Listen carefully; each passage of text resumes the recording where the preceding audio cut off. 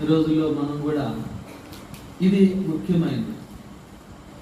మన క్రైస్తవ జీవితానికి ప్రార్థన అనేది ఒక పునాది లాంటిది. ఎల్లప్పుడూ ప్రార్థన చేయడం అలవాటు చేసుకుంటే ప్రార్థన ద్వారా దేవుడు గొప్ప గొప్ప కార్యాలు చేస్తాడు. దినానికి 3 సార్లు ప్రార్థన చేసేవాడు ఎవరు? దానియేలు. కానీ దానియేలు జీవితంలో ఎన్ని గొప్ప కార్యాలు చేశాడో చూడగలుగుతున్నాం. అట్లనే యేసు ప్రభు కూడా చెప్పాడు, నిత్యము విశ్వక నిత్యము ప్రార్థన చేయాలి. కాబట్టి ఎల్లప్పుడూ ప్రార్థన చేయడం అనేది చాలా ముఖ్యమైనది. తర్వాత ఈ కొర్నేలి ఎల్లప్పుడూ ప్రార్థన చేయడం ద్వారా ఏం సంభవించిందంటే 1:3 వచనంలో దేవుని దూత ఆయన యొద్దకు దిగి వచ్చింది. ప్రార్థన చేసే వారి దగ్గరికి ఎవరు వస్తారంటే దేవుని దూతలు వస్తారు. కాబట్టి దేవుని దూతలు రావడము పోవడము ఇలాంటివి జరుగుతూ ఉంటాయి. మరి అది వాస్తవమైన అసలైన సంగతి ఏంటంటే, ఆశ్చర్యకరమైన సంగతి, ఎల్లప్పుడూ ప్రార్థన చేసేవాడు కనుకనే దేవుని దూత ఆయన దగ్గరికి దిగి రావడం జరిగింది. అంతేకాదు, మరి కొర్నేలి ఇంటికి ఎవరు వచ్చారంటే 25వ వచనంలో పేతురు లోపలికి రాగా కొర్నేలి అతనిని ఎదుర్కొని, దైవ సేవకుడైనటువంటి పేతురు కూడా ఆ ఇంటికి రావడం జరిగింది. ప్రార్థన చేసేవారి ఇంటికంటే దైవ సేవకులు వస్తారు. మేము గురిజాలలో సేవ చేసేవాళ్ళం. మొత్తం గురిజాలు ఊరు కాబట్టి ఆ ఊర్లో సేవ చేసేటప్పుడు 2 ముసలోళ్ళు ఉండేవాళ్ళు.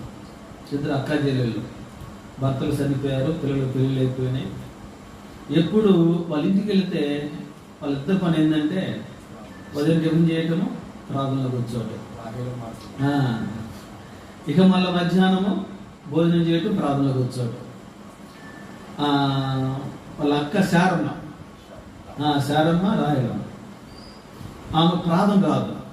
మేము వెళ్ళాక బాప్తిజం తీసుకుంది, ప్రార్థన రాదు. అయ్యా ప్రార్థన రాదంటే నేను ఒకటే చెప్పాను, ఆ మాట దేవుని చెప్పమ్మా, ప్రార్థన రాట్లేదే అని అడుగు దేవుడిని అన్నాను. అట్ట అందరి గురించి ప్రార్థన చేయడం నేర్చుకుంది, గంటల సేపు ప్రార్థన చేయడం నేర్చుకుంది. ఇప్పుడు నేను వాళ్ళ ఇంటికి వెళ్తే ఎంత పీస్ఫుల్గా ఉండేదంటే నాకు వెళ్ళాలనిపించేది ఇంటికి. ఎందుకంటే ప్రార్థన చేసే వాళ్ళ ఇల్లు పీస్ఫుల్గా ఉంటుంది, నెమ్మదిగా ఉంటుంది. అక్కడికి దైవ సేవకులు మాటికి వెళ్ళాలనిపిస్తుంది. కొంతమంది ఇళ్ళకి వెళితే కలవరం, ప్రార్థన ఉండదు, వాక్యం ఉండదు, దైవ సన్నిధి ఉండదు, అక్కడ నెమ్మది ఉండదు. ఆ ఇంటికి ఎందుకు వచ్చానురా అనిపిస్తుంది ఒకసారి. కాబట్టి ప్రార్థన చేసేవారి ఇంటికి వెళితే ఆ నెమ్మది ప్రభు ఇస్తాడు. కాబట్టి అందుకనే దైవ సేవకుడైన పేతురు కొర్నేలి ఇంటికి వెళ్ళాడంటే, ఎందుకు వెళ్ళాడంటే అక్కడ ప్రార్థన ఉంది. దేవుడు అందుకే పేతురుని పంపించాడు. సరే, అక్కడ వెళ్ళటమే కాకుండా కొర్నేలి ఇంటికి ఏం జరిగిందంటే చూడండి, మరి ఇక్కడ 44వ వచనం, పేతురు ఈ మాటలు ఇంకా చెప్పుచుండగా అతని బోధ విన్న వారందరి మీదకి పరిశుద్ధాత్మ దిగను.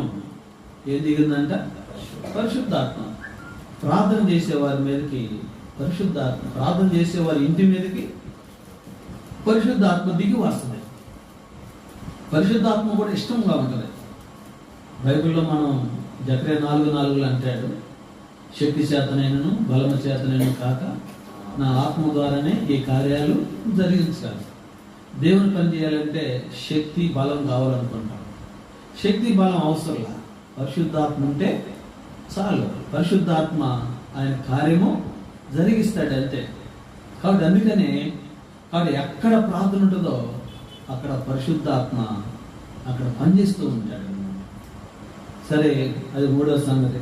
4వ సంగతి ఏంటంటే మరి 47వ వచనం, అందుకు పేతురు పరిశుద్ధాత్మ పొందిన వీరు బాప్తిస్మం పొందకుండా ఎవడైనా నీళ్లకు ఆటంకం చేయగలడా అని చెప్పి యేసుక్రీస్తు నామమందు వారు బాప్తిస్మం పొందవలని ఆజ్ఞాపించారు. కాబట్టి బాప్తిస్మం పొందారంట. ఎక్కడ కొర్నేలి ఇంట్లో ప్రార్థన ఉంది కనుక ఆ ప్రార్థన ద్వారా మరి ముఖ్య స్నేహితులు వచ్చారు, బంధువులు వచ్చారు. అందరూ పేతురు వచ్చేసరికి అందరూ ఇల్లంతా వాళ్ళతో నింపబడింది. పేతురు వాక్యం చెబితే వాళ్ళందరూ మారు మనసు పొంది బాప్తిస్మము తీసుకున్నారు, ఆత్మలు రక్షింపబడ్డారు. ప్రార్థన ఉన్న స్థలంలో ఆత్మలు రక్షింపబడతారు. కాబట్టి అందుకనే ప్రార్థన మనం మానుకోకూడదు. ప్రార్థనకు ఆటంకాలు ఎన్నో ఉంటాయి. ఏ పనికైనా ఆటంకం ఉండదు, కానీ ప్రార్థన అనగానే ఆటంకాలు ఉంటాయి. కాబట్టి ఆటంకాలను ఎదిరించి ప్రార్థనలు ఏం చేయాలి? మనము పోరాడాలి. ఎఫ్రా ఏం చేశాడంట? కొలస్సీలో ఉన్న విశ్వాసుల వరకు ప్రార్థనలో పోరాడేవాడు. మరి పోరాటం ఆశీర్వాదం వరకు రాదు, ప్రార్థనలో పోరాడితే ఆశీర్వాదం వస్తుంది. పోరాడకపోతే ఆశీర్వాదం రాదు. మనం పోరాడాల్సింది బయట కాదు, ముందు పోరాడాల్సింది లోపల పోరాడాలి. దేవుని దగ్గర పోరాడితే బయట విజయం ఇస్తాడు దేవుడు. అందుకనే మనం ఏం చేయాలంటే ప్రార్థన ఎక్కువగా ప్రార్థించే వారంగా మనము ఉండాలి. ఎందుకంటే ప్రార్థన చేసేవారు రేపు ఏమవుతారో తెలిసిన లూకాసు వార్తలో ఒక మాట మనం చదువుతున్నాం. 21వ అధ్యాయం, లూకాసు వార్త 21వ అధ్యాయము 36వ వచనం. కాబట్టి మీరు జరగవ వీటి వలన తప్పించుకుని మనుష్య కుమారుని ఎదుట నిలవబడుటకు శక్తి గలవారు అన్నట్లు ఎల్లప్పుడూ ప్రార్థన చేస్తూ మెలకువగా. యేసు ప్రభువు రాకడ సమీపంగా ఉంది. మనము ఎంతో కాలం బతుకుతామనే నమ్మకం లేదు. ఈ లోకం కూడా ఎక్కువ కాలం ఉంటుందనే నమ్మకము లేదు. ఎప్పుడు యేసు ప్రభు రాకడ వస్తుందో తెలియదు. అయితే యేసు ప్రభు వచ్చినప్పుడు అది ఎదుట మనం గట్టిగా స్థిరంగా బలంగా నిలబడాలంటే ఏముండాలి? మనకి ఎల్లప్పుడూ ప్రార్థన చేయొచ్చు, మెలకువగా ఉండాలి. ప్రార్థన ఎవరైతే చేయగలుగుతారో వారు యేసు ప్రభు వచ్చినప్పుడు ఆ ఎదుట ఏం చేస్తారంటే వాళ్ళు నిలబడతారు, శక్తి గలవారుగా ఉంటారు. బట్ అందుకనే ప్రభు వచ్చినప్పుడు ప్రభు ఎదుట నిలబడాలంటే మనం ఏముండాలా? ప్రార్థన ఎల్లప్పుడూ మనం ప్రార్థన చేస్తూ మెలకువగా ఉండాలి. దేవుడి కొద్ది మాటలు దీవించును గాక. నేను చాలా దూరం వెళ్ళాలా? సరే, ప్రార్థన చేస్తాను. ప్రేమగా తండ్రి, నమ్మకైన మా ప్రభువా, కొన్ని మాటలు ప్రార్థనకి కూడుకున్నారు బిడ్డలు. మరి కొన్నేళ్ళి ప్రార్థనను మా మధ్య తీసుకుని వచ్చారు. కొన్నేళ్ళి ప్రార్థన ద్వారా నా తండ్రి యావతోతి దిగి వచ్చింది. దైవసేవకుడు పేతురు ఆ ఇంటికి వచ్చాడు. పరిశుద్ధాత్మ ఆ ఇంటి మీద దిగి వచ్చింది. ఆత్మలో రక్షింపబడుతూ వచ్చినాయి. కాబట్టి నాయన ఎన్ని అద్భుతాలు జరిగినాయి మేము చూడగలుగుతున్నాం. నా తండ్రి, మేము కూడా ఎల్లప్పుడూ ప్రార్థన చేసేవారు ఉండడానికి సహాయం చేయాలి. ప్రార్థనే మాకు ప్రాముఖ్యమైనది. ఆ ప్రార్థన ద్వారా మేము విజయాన్ని పొందగలుగుతాం, బలాన్ని పొందగలుగుతాం. ప్రార్థన ద్వారా గొప్ప గొప్ప కార్యాలు మా జీవితంలో మేము చూడగలుగుతాం. అయ్యా, అట్లా చూడటానికి సహాయం చేయండి. మా తేని హెప్సిబాబుని ఇరువురిని మీరు అభిషేకం ఉంచి దేవుని సేవ పరిచర్య కొరకు బలమైన పాత్రలుగా, పనిముట్లుగా మీరు వాడుకొని అయ్యా, మరి ఇటు ఆత్మకూరు చుట్టుపక్కల గ్రామాలు ఏరియాలో ఉన్న ప్రజల యొక్క ఆత్మీయ క్షేమార్థమై, అనేక ఆత్మల రక్షణార్థమై అయ్యా బిడ్డలు ప్రాకులాటల్లో, ప్రయాసపట్టుల్లో, పోరాటంలో కావలసిన కృప దయచేయండి. బిడ్డల చదువుల్లో సహాయం చేయండి, ఆత్మీయ ఎదుగుదలలో కూడా సహాయం చేయండి. నీ హస్తం తోడుకుంచండి. అట్లా నాయన మా ప్రభా స్వరూప ఇప్పుడు ఇంటర్నెట్ ఫస్ట్ ఇయర్ అవుతుంది బాబు, అభిషేకం కూడా దీవించు. అట్లా నాయన మరి బిడ్డలు రబ్గమ్మను బట్టి నీ పొందనాలు, ప్రవకను బట్టి నీ పొందనాలు. ముగ్గురు బిడ్డలు వారి చదువుల్లో కూడా మీరే సహాయం చేయండి. వారి ఆత్మీయ ఎదుగుదలలో, వారి భద్రతలో కూడా మీరే తోడవుని నడిపించి నా తండ్రి ఆ రీతిగా కూడుకున్న బిడ్డలందరిని బట్టి వచ్చిన పరిశుద్ధులు విశ్వాసులైన బిడ్డలను బట్టి నీ పొందనాలు. వారిని కూడా మీరు ధైర్యపరిచి బలపరిచి నాయన మరి దైవసేవకులతో కలిసి అయ్యా మరి ఇక్కడ అనేక ఆత్మల సమకూర్చుకులో ప్రభాని రాకడకు అనేక మంది సిద్ధపరచుకులో ఒక పాత్రలుగా పనిముట్లుగా వారిని సిద్ధపరచవలసిందిగా కోరుతూ మీ దాసులుగా మేము బయలుదేరి వెళ్తున్నాం. మాతో నడిపించము, క్షేమంగా తీసుకుని వెళ్ళము. తగిన కాలంలో మేము కలుసుకుంటులో కావాల్సిన కృప ఇచ్చామని యేసయ్య నామం పేరిట వేడుకొంటున్నాం తండ్రి. ఆమేన్.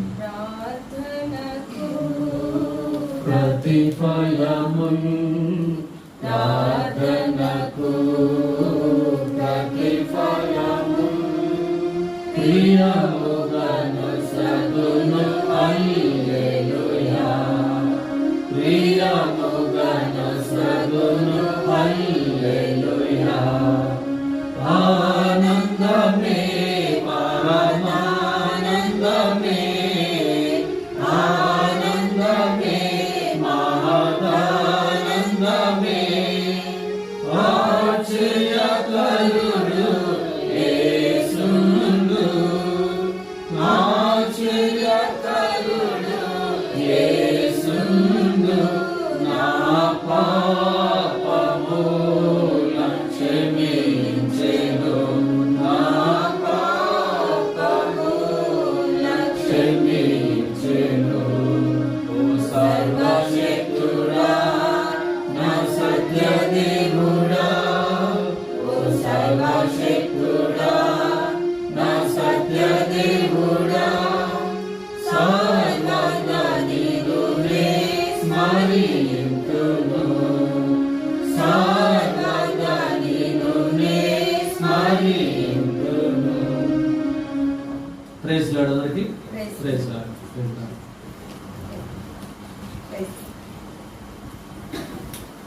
మంచిది. మీరు కూడా సేవకులతో పాటు కలిసి పరిచయం చేయండి.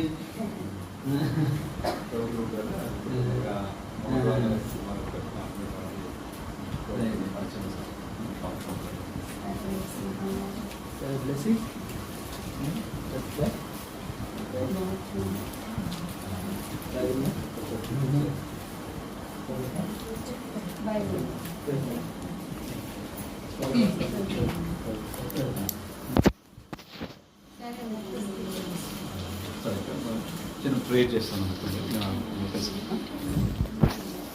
అదొక నిమిషం